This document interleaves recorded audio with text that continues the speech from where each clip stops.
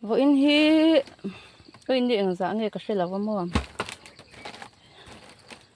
cái mà in cà phê hay cái đâu hi nim lút tụ ka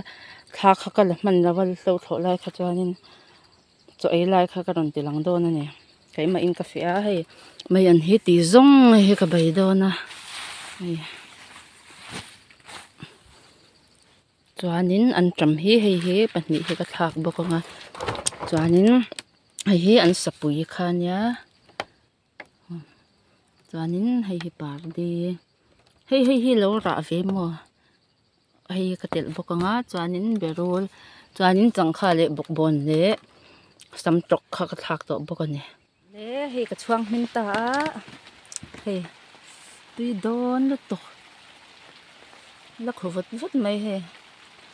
tuy đón anh ya hay hi anh sập bụi khá nè cho nên hay hi bùrùn lệ sọ thiên rọt khá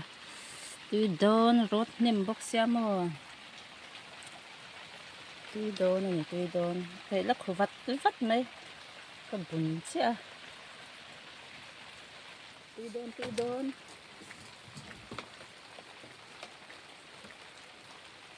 ấy việc chắc kiếm tuy đón lúc tục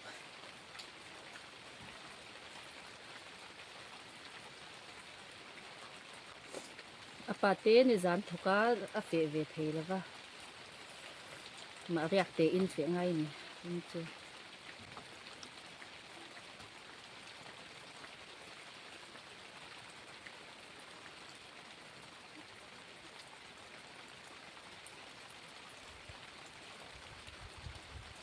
kan lawan him lu tuka kan thuk lai tha ka la man lo mo so ai lai to ka la man ai sabok sia ai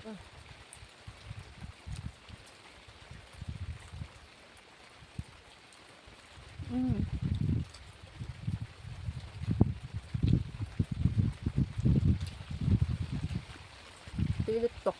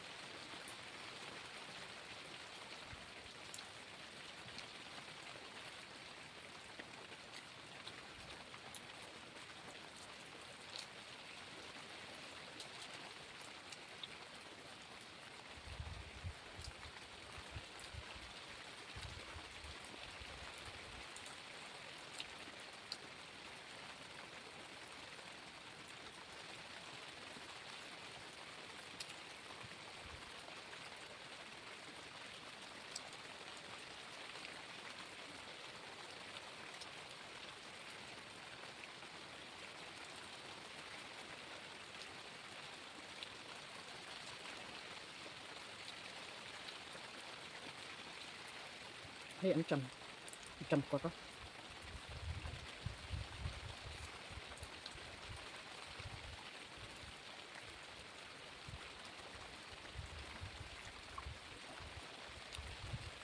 đi hình tóc mây này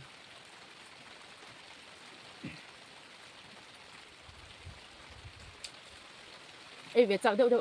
ai phải về lâu hơn ở cái lúc anh nóng thành mấy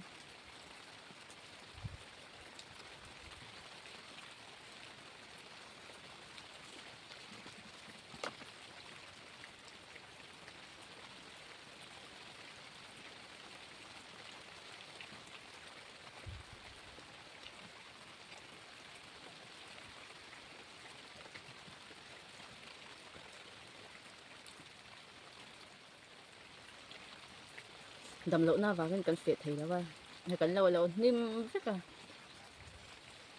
amoyin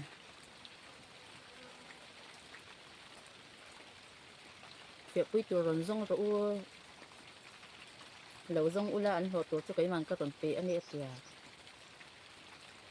lồm khóc mày à đặc tu là mà cho nên phệ mà ni chọn cà phê tổ lâu tổ ngay ra à mỗi chung khang cần lồm khóc mày à Singapore đã khăn đến sân đấy mà ngày truyền vùng vùng khóc mày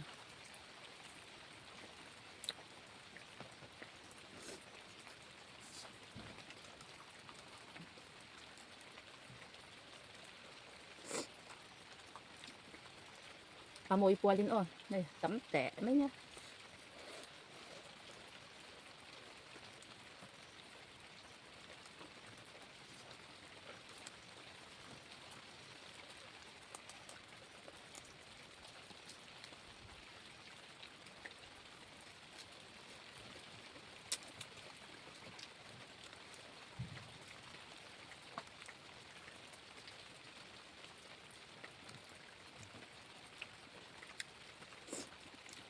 chẳng khờ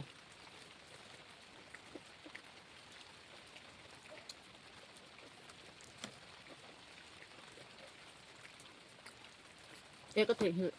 hiểu cái lắm mỗi mình lâu bye bye rồi ya mình bye bye anh phát tiền đầm lậu phải cho nên ngày doal mình lạc thuộc tu biết khăn xem mà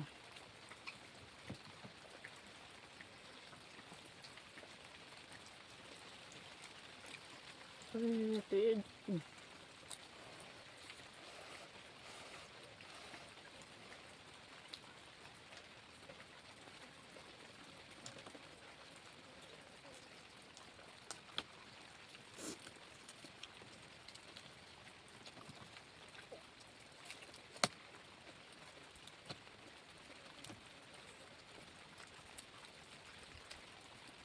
mà đi chỗ công ty nó cực thấu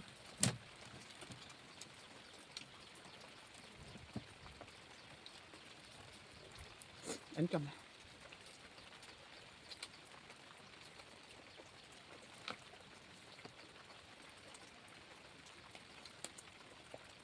hay anh rột thân phụ nữa mà mình chỉ hắn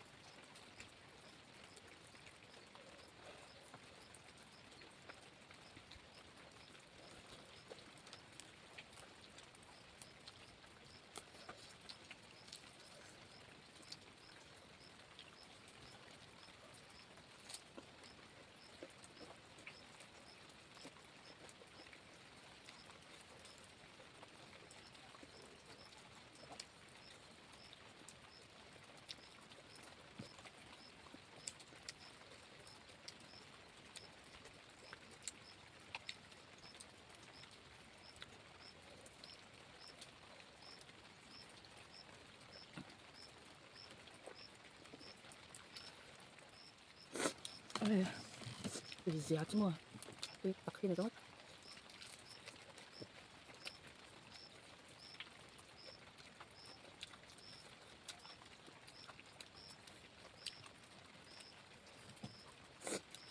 cho cái ấy rồi thì cho cái nào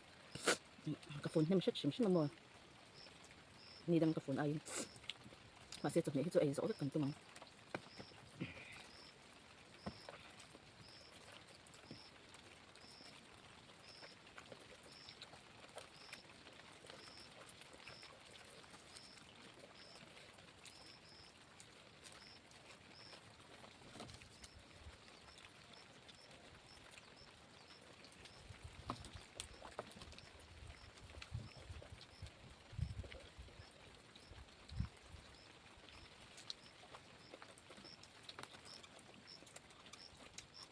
bộ sai đi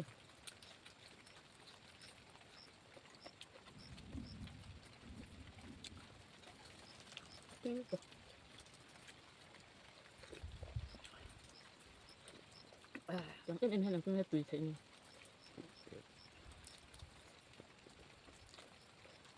bên trong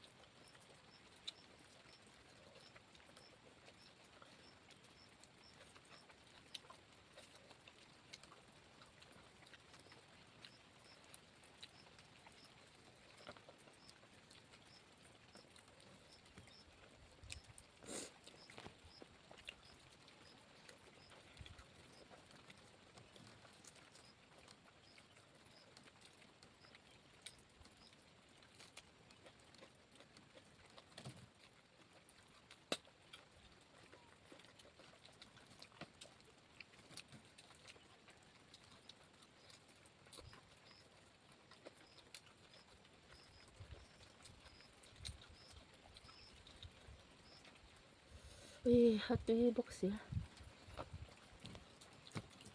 rượu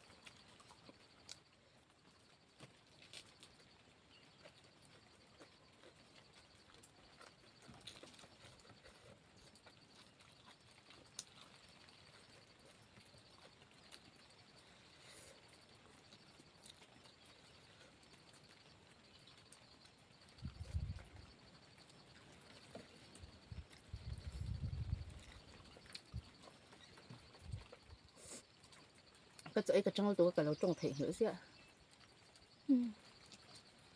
tui bốc xía mà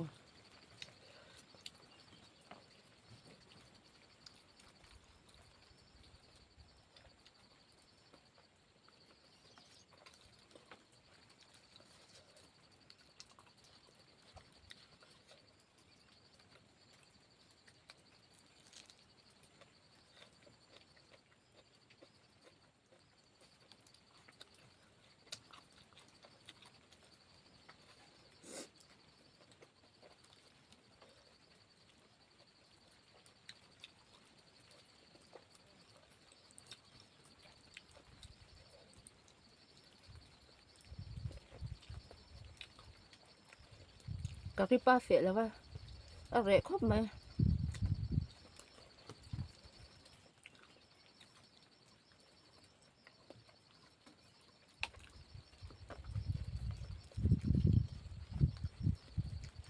anh đi chỗ nào đây tôi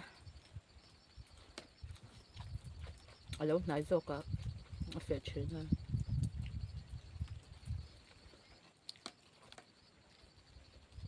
anh là xây bao cái dùng dùng mấy nè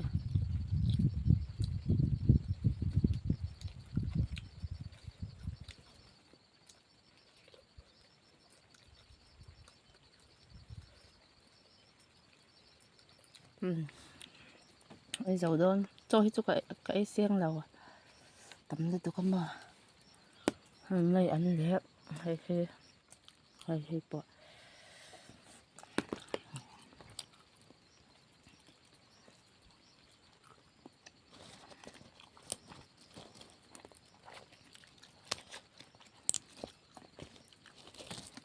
rồi hàng cắn phủ lá